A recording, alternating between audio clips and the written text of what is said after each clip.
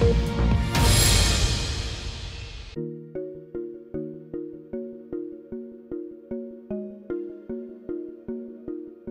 it's an airplane which has no fuel on board. It just collects energy from the sun every day, and that's the reason why we can fly day and night. And it's also an airplane which uses very little energy to fly. It has a very, very low energy consumption, and that's the reason also why we can fly through the night using solar power as a source of energy. So the wingspan of Solar Impulse 2 is the wingspan of the largest 747. So one of the greatest or the biggest transport airplane. Why? Because with this size we get more lift and less drag. I mean, we get more benefit and less losses. We have a higher efficiency. And everything in this airplane is developed to be highly efficient to reduce the energy consumption.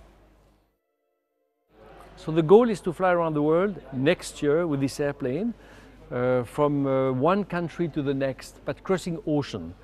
And of course the longest leg will be crossing the Pacific Ocean, which should last up to 5 days, 5 nights. So interestingly, we have an airplane which is really sustainable in terms of energy. Now we have to make the pilot sustainable as well, because we will fly alone in this aircraft. So it's a small environment, but it's large enough, in fact, to be able to put the back seat horizontally, which is great. So I can do some exercise, I can rest, I can even sleep, I mean, for a very short period of time.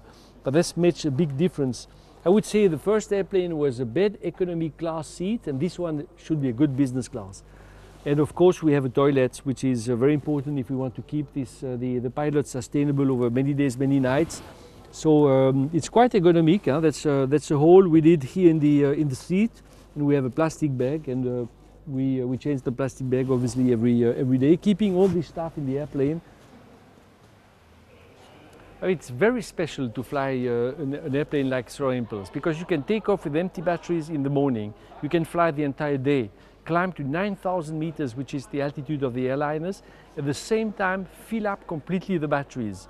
So in the evening you have the choice either to land and you can give this energy to the grid, or to fly through the night. And that's also, of course, very special.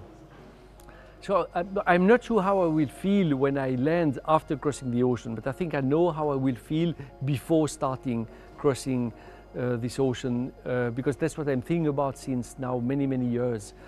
So a lot of emotions, but also a big responsibility, because it's a huge team, many partners. And, you know, when you sit in this airplane, you know that everybody is watching you.